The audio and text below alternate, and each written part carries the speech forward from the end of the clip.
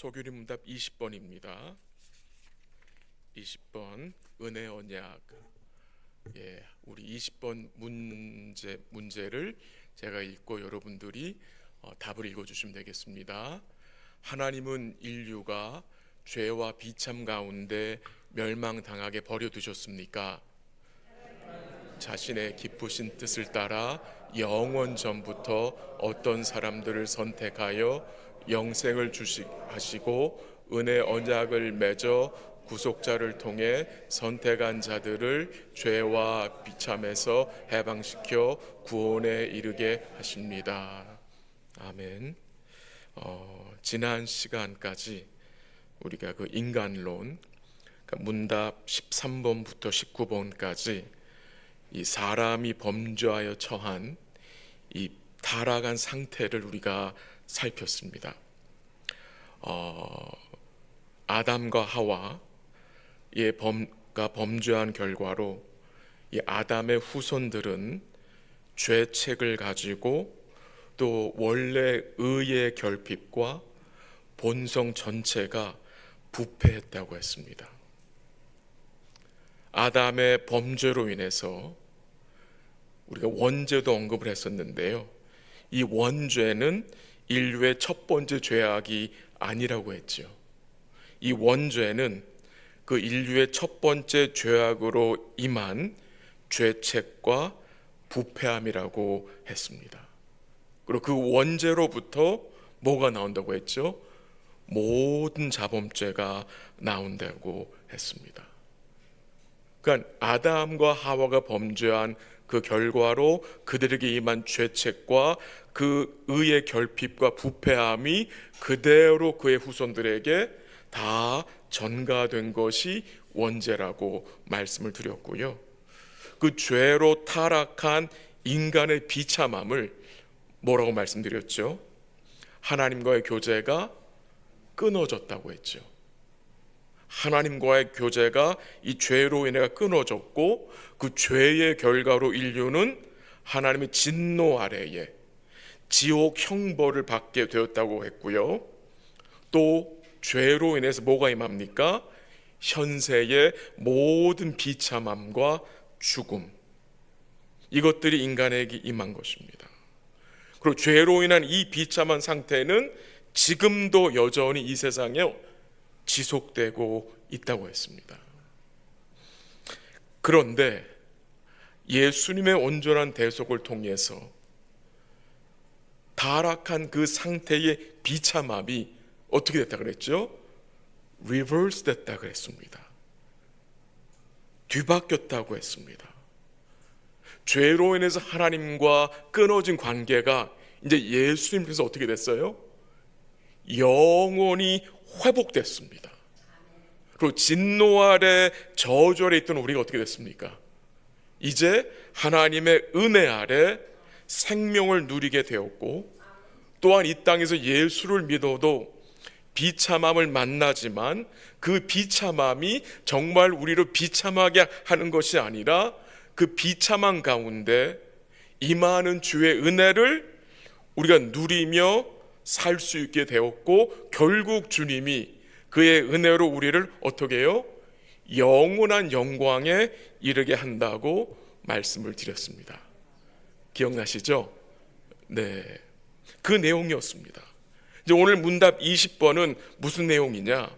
하나님이 인류가 죄와 비참 가운데 멸망당하게 됐는데 그대로 버려두셨느냐라는 질문입니다. 답은 무엇입니까? 아닙니다. 하나님은 그가 택한 백성들을 그 비참함 상태에 내버려 두지 않았다는 것입니다. 심판이 무엇입니까? 심판은요, 죄의 비참한 상태에 하나님 그냥 내버려 두시는 것입니다. 그게 심판입니다. 한 줄 읽어볼까요? 출애굽기 14장 4절. 출애굽기 14장 4절 한번 가보죠.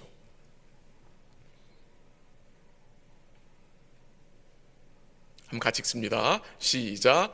내가 바로의 마음을 완악하게 한즉 바로가 그들의 뒤를 따르니니 내가 그와 그의 온 군대로 말미암아 영광을 얻어 애굽 사람들이 나를 여호와인 줄 알게 하리라 하심에 무리가 그대로 행하니라.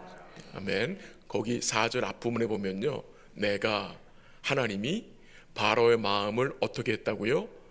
완악하게 했다고 했습니다. 하나님이 바로의 마음을 완악하게 했다는 말씀은 하나님이 바로의 마음을 아주 악하게 만드셨다는 의미가 아니라 하나님이 바로의 마음 그대로 내버려 두셨다는 것입니다. 그 의미입니다. 하나님이 바로의 악한 그 마음을 그대로 내버려 두셨다는 것입니다. 그게 심판입니다. 심판은 우리의 악한 상태를 하나님 그대로 내버려 두시는 거예요. 근데 하나님께서 우리를 어떻게 하셨어요? 내버려 두지 않으시고 예수를 통해서 우리를 찾아주셨죠. 우리 삶에 주님이 개입해 들어오셨어요. 주님이 내 마음속, 우리 마음속에 뭐 하셨어요? 침입하셨어요. 침입 뚫고 들어오신 거예요. 주의 성령께서 우리 마음속에 뚫고 들어오신 거예요. 그래서 구원을 이루신 거잖아요. 이것이 은혜인 거예요. 만약에 하나님이 여러분과 저를 그냥 내버려 두셨다면 우리 이 자리에 있겠습니까? 결코 이 자리에 있을 수가 없습니다. 하나님 우리 삶에 개입해 주셔서 우리를 찾아주시고 거듭나게 하시고 우리의 마음을, 우리의 심령을 복음으로 붙드셔서 오늘 이 자리에 있게 한 것이 아니겠습니까? 그래서 하나님이 개입하셔서 행하신 일들이 무엇인지를 오늘 문답 20번에서 증거하고 있는데요, 오늘 문답의 내용을 3가지로 요약할 수 있습니다. 3가지. 첫 번째는 하나님은 구속받을 자들을 그의 기쁘신 뜻을 따라 선택했다는 것입니다. 그러니까 중요한 단어가 선택입니다. 그다음 두 번째는 하나님은 그의 백성들과 은혜의 언약을 맺었는데 무엇에 대한 언약이냐? 구속자를 주겠다는 언약입니다. 그래서 오늘 중요한 단어는 구속자입니다. 선택 그리고 구속자, 그리고 그 구속자를 통해서 하신 일이 무엇이냐? 죄와 비참의 상태에 있는 택한 백성들을 건지시는 것입니다.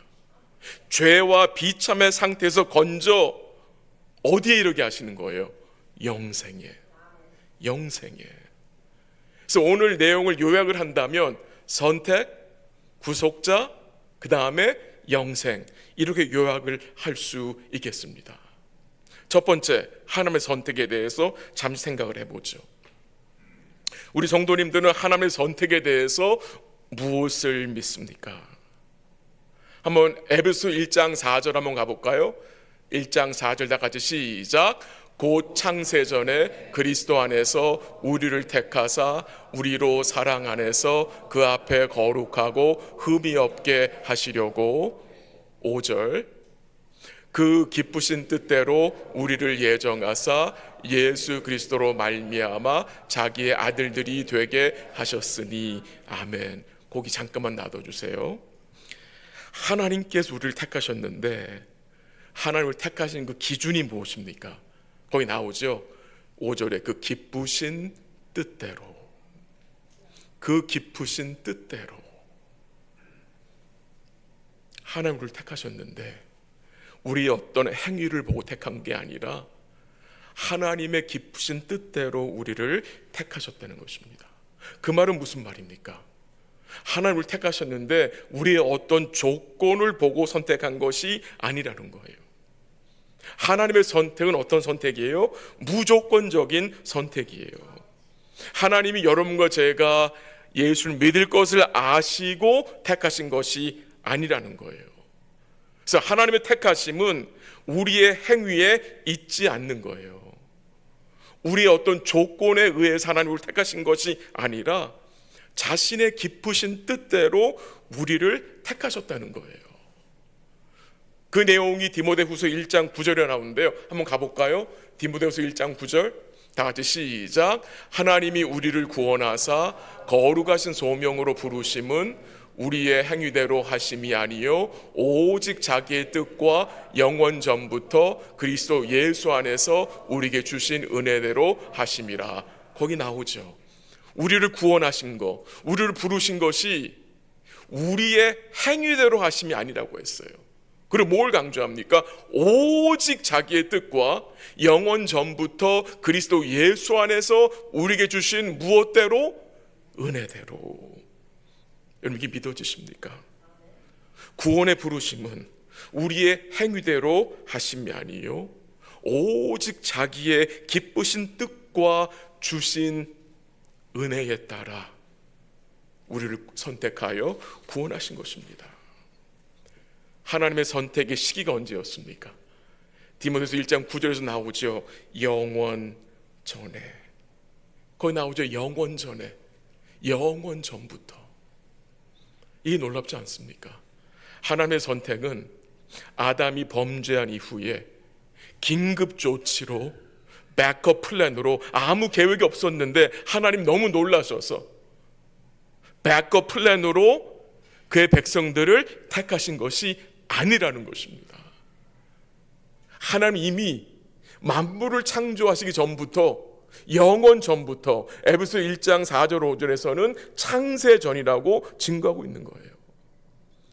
그러니까 여러분과 제가 존재하기 이전에 이 에덴이 존재하기 이전에 영원 전에 하나님 우리를 뭐 하신 거예요? 자신의 기쁘신 때로 택하신 거예요.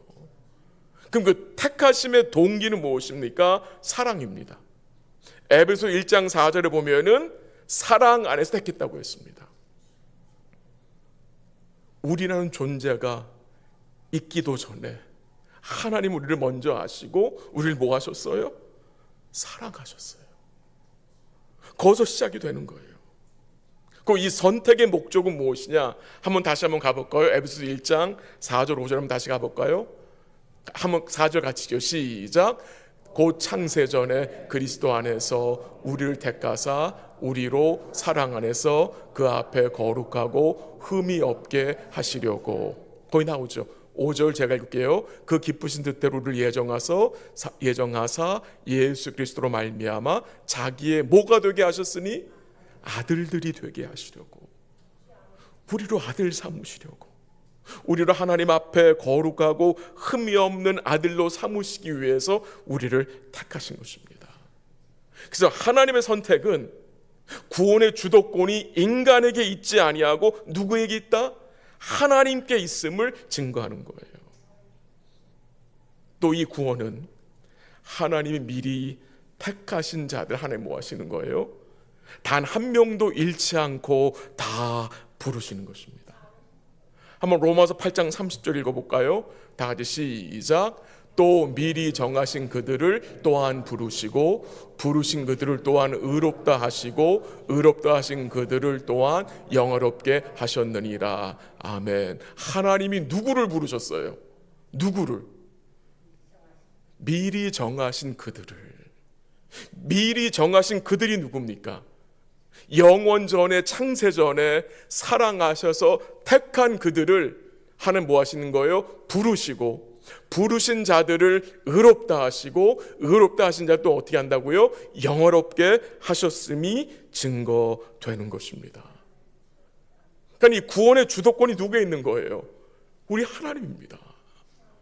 하나님이 자신의 뜻대로 계획하시고 이루어 가시는 거예요.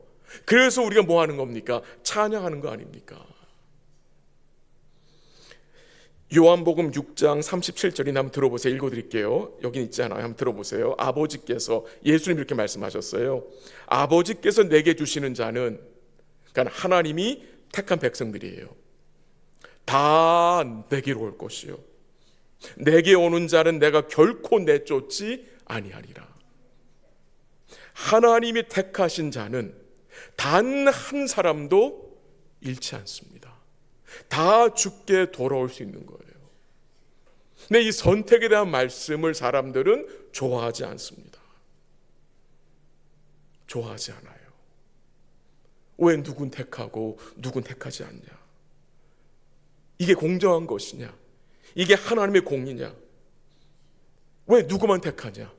택하려면 다 택하지. 또 그렇게 하는 질문들과 함께 나오는 질문이 무엇이냐? 하나님 택했다면 우리가 아무것도 안 해도 무슨 짓으로 살아도 결국 천국 가는 거냐? 이런 식으로 질문하는 거 여러분 받아본 적 있으시죠? 그렇게 질문하는 의도는 그분의 마음은 이해해요. 아직 복음이 잘 믿어지지 않기 때문에 그렇게 질문할 수 있지만 그 질문에는 뭐가 포함되어 있습니까? 나는 맞고 하나님이 틀렸어. 하나님은 공정하지 않아. 그게 깔려 있는 것입니다. 근데 정말 하나님이 공의롭지 않습니까? 공의로운 분이 아닙니까? 정말 하나님이 unfair한 분입니까, 여러분? 결코 아니죠. 한 구절 읽어볼까요? 로마서 9장 20절 같이 읽습니다. 시작. 이 사람아 내가 누구이기에 감히 하나님께 반문하느냐? 지음을 받은 물건이 지은 자에게 어찌 나를 이같이 만들었느냐 말하겠느냐? 감히 네가 누군데 하나님께 반문하느냐? 지음을 받은 자가 어찌 창조주에게 이렇게 했느냐라고 말할 수 있는 거냐는 거예요. 우리 하나님은요 공의로운 분이세요. 거룩하신 분이세요. 영원토록. 그래서 그의 모든 행위는 영원토록 공의롭고 거룩한 거예요. 거룩하신 속성을 가진 하나님은 공의롭지 않은 일을 행할 수가 없어요. 그걸 우리가 문답 4번을 생각하고자 하나요? 하나님은 어떤 분입니까? 영원토록 변치 않고 무한하고 공의롭고 거룩한 분이시다. 하나님은 자신의 속성과 반대되는 일을 결코 하실 수 없는 분이라고 말씀을 우리가 나눴던 거 기억하시죠? 선택을 좀 우리가 생각했습니다. 이제 언약 좀 생각해요. 언약. 이 은혜 언약인데요. 이 은혜 언약을 생각하기 전에 잠시 우리가 행위 언약을 생각할게요. 벌써 좀 시간이 지나서 좀 잊어먹으셨죠? 행위 언약이 뭔지. 제가 읽어드리면 들어보세요. 문답 12번인데요. 한번 잠시 리마인드 할게요. 12번 행위 언약. 하나님이 사람을 창조하고 사람에게 특별히 섭리하신 것은 무엇입니까? 하나님은 사람을 창조한 후 사람과 언약을 맺어 완전한 순종을 하면 영생을 주고 선악과를 따먹지 말라는 명령에 불순종하면 죽음의 형벌을 주겠다고 말씀하셨습니다. 이것이 행위 언약입니다. 이것이 하나님이 모든 인류를 대표해서 아담과 맺은 언약이었습니다. 하나님 뭘 요구하셨어요? 완전한 순종. 근데 아담은 어떻게 했습니까? 선악과를 먹게 되면 죽는다는 것을 알면서도 어떻게 해요? 그 금지한 실과를 먹음으로 어떻게 됩니까? 하나님과 언약을 깨버리죠. 근데 거기서 끝나는 것이 아니라 하나님이 마지막 아담으로 오시는 예수님, 그러니까 은혜 언약을 주시는 거예요. 은혜 언약을, 약속을 주시는 거예요. 창세기서부터 이 구원자로 오실 구속자인 예수님을 약속해 주시는 거예요. 그 내용이 창세기에 나오는데요. 한번 가볼까요? 3장 15절 가보세요. 창세기 3장 15절 한번 읽어보죠. 다 같이 시작. 내가 너로 여자와 원수가 되게 하고 내 후손도 여자의 후손과 원수가 되게 하리니 여자의 후손은 내 머리를 상하게 할 것이요 너는 그의 발꿈치를 상하게 할 것이라 하시고, 내가 너로, 여기서 너는 뱀입니다. 사단입니다. 여자와 원수가 되게 할 것이다. 그리고 뱀의 후손과 여자의 후손도 원수가 되게 할 것이다. 누가? 내가, 하나님이. 그게 구원이거든요. 그리고 여자의 후손이 내 머리, 뱀의 머리를, 사단의 머리를 상하게 할 것이고, 너 마귀는, 너 뱀은 여자의 후손이 메시아의 발꿈치를 상하게 할 것이다 말씀을 하시죠. 이 여자의 후손과 뱀의 후손, 이 두 그룹의 싸움이 성경에 계속해서 나타납니다. 아담의 가정에서부터 나타났습니다. 아벨과 가인의 싸움. 가인이 죽이죠, 아벨을. 뱀의 후손이 이긴 것 같아요. 여자의 후손이 진 것 같아요. 그럴 때가 얼마나 많은지 몰라요. 근데 하나님은 이 여자의 후손을 보존하셔서 누구를 주십니까? 메시아를 주십니다. 엄밀히 따지면 이 세상은요, 두 그룹으로 나눠져 있어요. 여자의 후손과 뱀의 후손. 그 중간은 없습니다. 둘 중에 하나입니다. 그럼 여자의 후손들은 어떤 자입니까? 하나님의 약속을 믿고 사는 자들입니다. 오실 메시아를 바라보는 자들이에요. 뱀의 후손들은요, 머리에 뿔이 있고, 아니죠. 뱀의 후손들이 어떤 자들인지 알아요? 그들이 얼마나 도시를 잘 세우고 얼마나 문화적으로 성공한지 몰라요. 창세기서부터. 근데 그들의 문제가 무엇입니까? 스스로 왕노릇합니다. 하나님 인정하지 않습니다. 결국 자기들의 힘을 의지하고 사는 자들이 뱀의 후손들입니다. 그리고 뱀의 후손들은 무엇을 진리로 생각합니까? 자기의 생각입니다.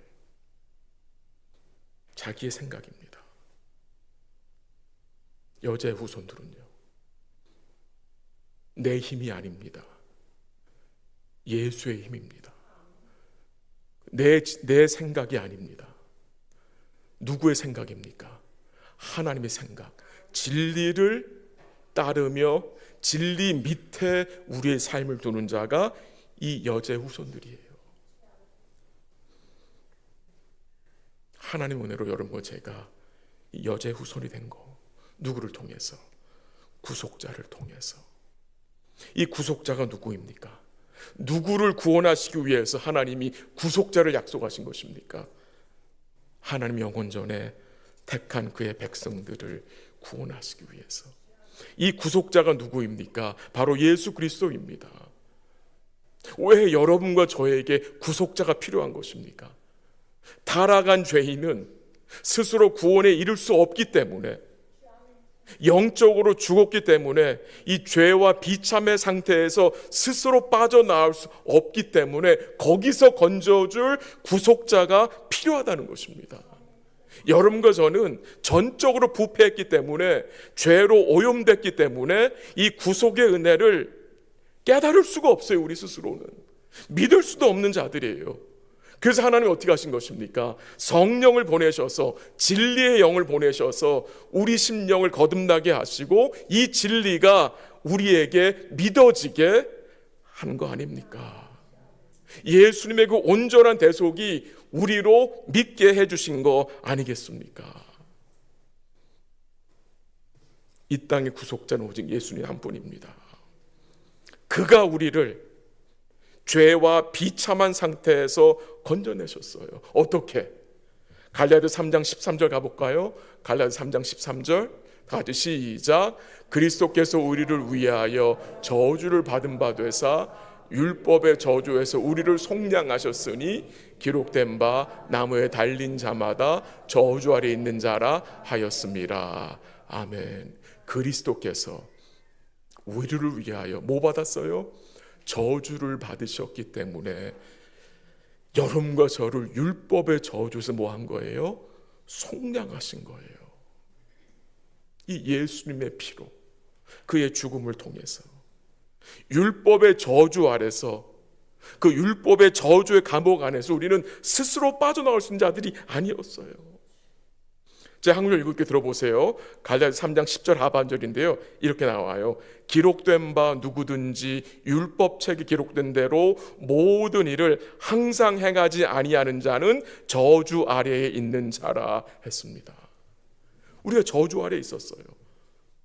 근데 거기서 쓸어 나올 수가 없어요. 할례로 안 돼요. 주일 성소로 안 되고 11조로 안 돼요. 그 어떤 율법의 행위로도 그 저주에서 우리 스스로 빠져나올 수가 없어요. 예수님이 건져주셔야 되는 거예요. 그 일을 이루어 주신 거예요. 그리고 그의 구원이 결국 우리에게 뭐가 되는 것입니까? 영생이 되는 거예요. 영생. 그래서 제가 지금 잠시 말씀을 나눈 게 선택에 대해서, 구속자에 대해서 이제 잠시 언급하고 싶은 것이 이 영생이 되는 거예요. 영생. 영생이 무엇입니까? 영생. 영생은 단순히 우리가 죽지 않고 산다는 것이 아닙니다. 그냥 단순히 죽지 않는 게 영생이 아니에요. 그럼 영생이 의미가 없어요. 왜 영생이 영생입니까? 왜 영생이 좋은 것입니까? 영생이신 주님과 함께 할 거기 때문에. 이미 영생 우리 안에 시작됐죠. 예수님 통해서. 그리고 그 영생이 예수님이 재림하시면 온전히 드러나게 될 겁니다. 한 절 같이 읽을까요? 요한복음 5장 24절 다 같이 읽습니다. 시작. 내가 진실로 진실로 너에게 이르노니 내 말을 듣고 또 나 보내신 이를 믿는 자는 영생을 얻었고 심판에 이르지 아니하나니 사망의 생명으로 옮겼느니라. 아멘. 여러분 복음서 읽을 때에 예수님이 진실로 진실로라고 말씀하신 것은 더 주의를 기울이셔야 돼요. 뭐가 증거됩니까? 나 보내신 이를 믿는 자는 뭘 얻었고? 영생을 얻었고 심판에 이르지 아니한다.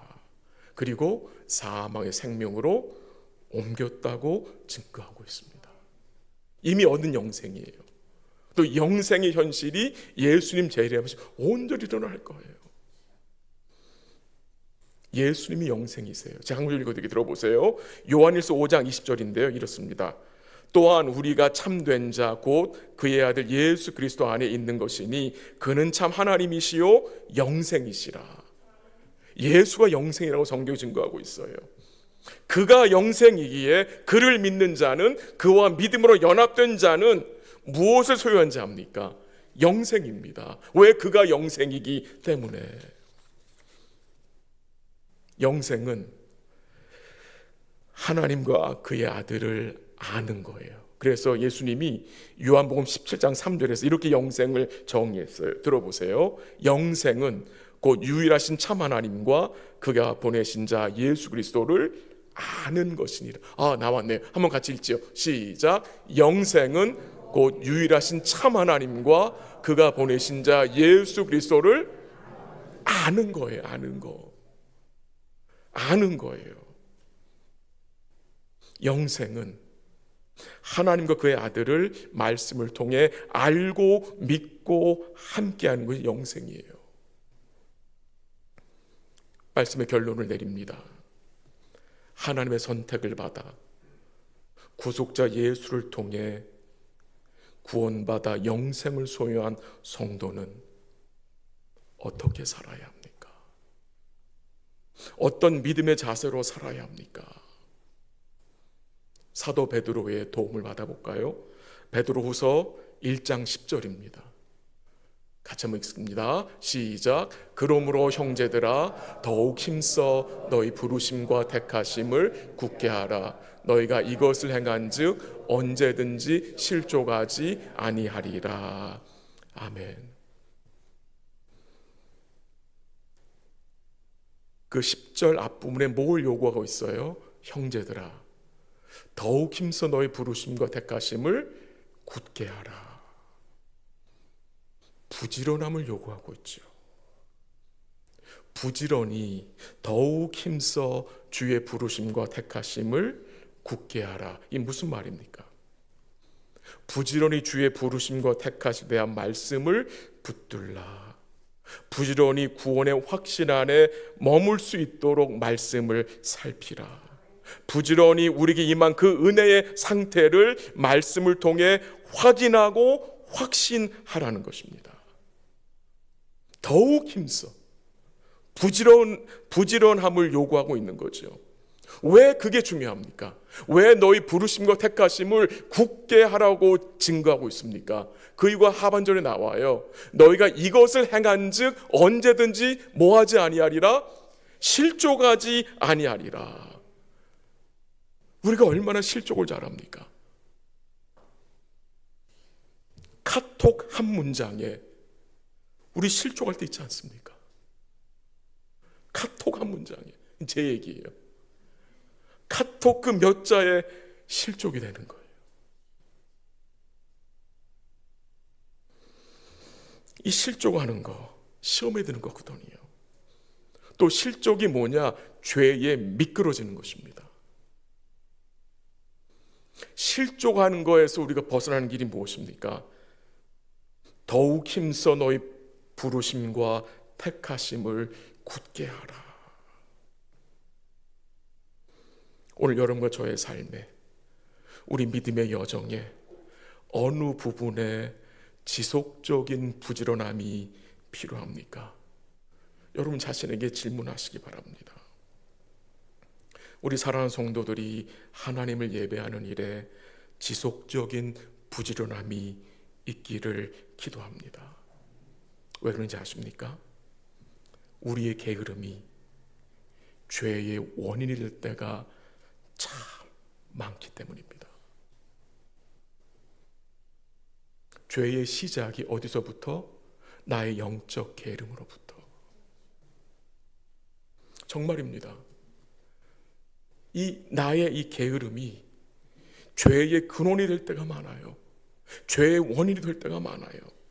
성경에서 나옵니다. 여러분 다윗 기억하시죠? 사무엘하 11장에 보면요, 다윗이 그의 부하들과 함께 전쟁에 나가야 하는데 그가 함께 나가지 않습니다.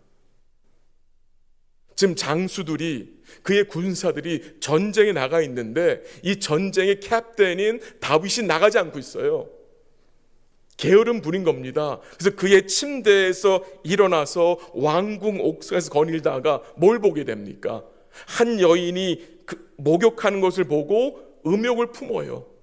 그래서 그 여인을 데려 동침하죠. 거기서 끝나지 않아요. 그 아내, 그 여자의 남편까지 죽여버립니다. 이 모든 죄가 어디서 시작된 것입니까? 다윗의 게으름입니다.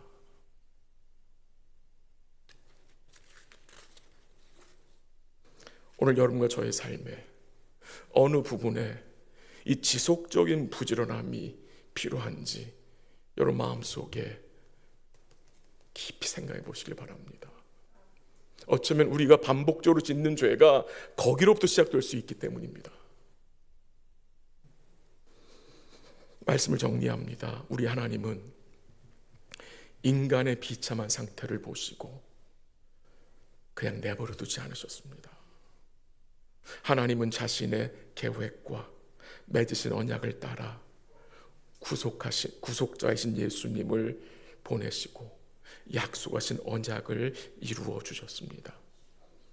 그 하나님의 은혜의 언약 안에서 죄인된 우리가 어떻게 되었습니까? 죄와 비참한 상태에서 건짐을 받았고 영원한 구원에 이르게 되었습니다. 영생을 소유하게 되었다는 것입니다. 영생을 소유한 자답게 우리가 살기 원합니다. 주님의 선하신 뜻을 구하고 그 선하신 뜻에 우리의 삶을 맡기고 믿음으로 순종하며 살아가기 원합니다. 지속적인 영적 부지런함이 필요함을 말씀 가운데 늘 인식하고 우리가 주의 은혜를 간구하기 원합니다. 남은 주간도 더욱 힘써 주의 부르심과 택하심을 굳게 붙드시는 복된 삶 되시기를 주의 이름으로 간절히 기도합니다.